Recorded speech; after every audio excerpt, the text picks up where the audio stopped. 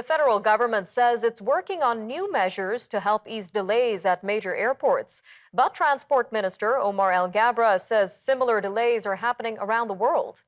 The minister says working groups that include airports, airlines, public health, and federal officials are meeting up to 3 times a week in order to find solutions. But Mr. El Gabra says he's not yet ready to announce new measures. In addition, the issuing of passports has been delayed drastically. This is mainly due to the backlog of applications for new and renewed passports after 2 years of pandemic-restricted travel. Projections from last week from Employment and Social Development Canada say that 75% of Canadians applying for a passport will wait 40 business days before it's received. Well, joining us now to discuss these travel delays is Professor John Gradek, aviation expert and faculty lecturer and coordinator of the Aviation Management Program at McGill University. Professor Gradek, welcome to Forum Daily. My pleasure to be here.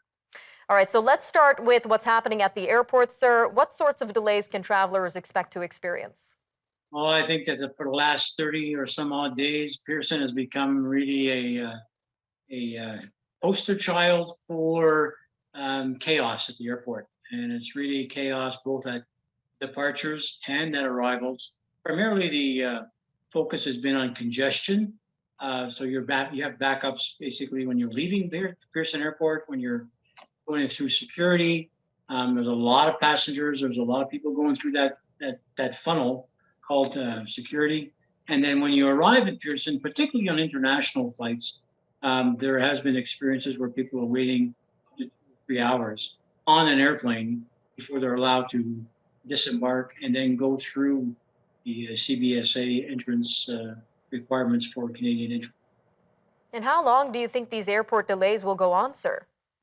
I think that unless the finger pointing stops and people, in fact, get something done, it's going to go on. We're going to be in for a long, hot summer at Pearson. And what do we know so far about how the government is reacting to this? What kind of actions is Transport Minister Omar El Gabra taking to address these delays? Well, I think that, the government has reacted well. I think, they've done a lot of things in terms of, looking at, the testing requirement that's required for QRs for connection passengers. If you're arriving internationally and you've got a connection domestically, you don't have to go through the testing. Here's an airport, you can basically go to your final destination and take care of that once you get to where you're going to go. So that's a load off the capacity. The big issue really is the app, the ArriveCAN app.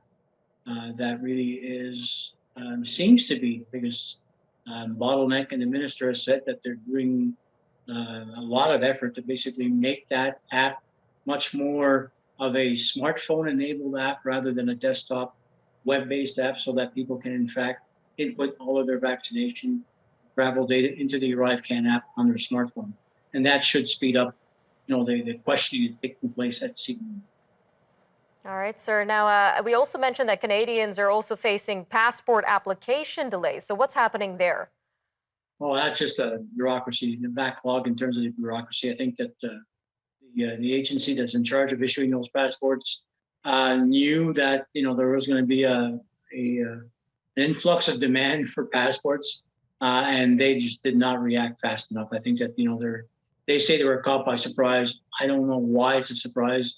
That tsunami of passenger travel and everybody wanted to do what I call revenge travel internationally should have been a sign on the wall for these guys to basically ramp up their staffing, take out, to process these passports quicker. But that did not happen. Canadians are waiting 35, 60, 75 days for it. All right, Professor Gradek, about a minute left here, but do you have any advice for our Canadian viewers who might be planning to take an airline flight anytime soon for vacation? What can they do to prevent some of these delays?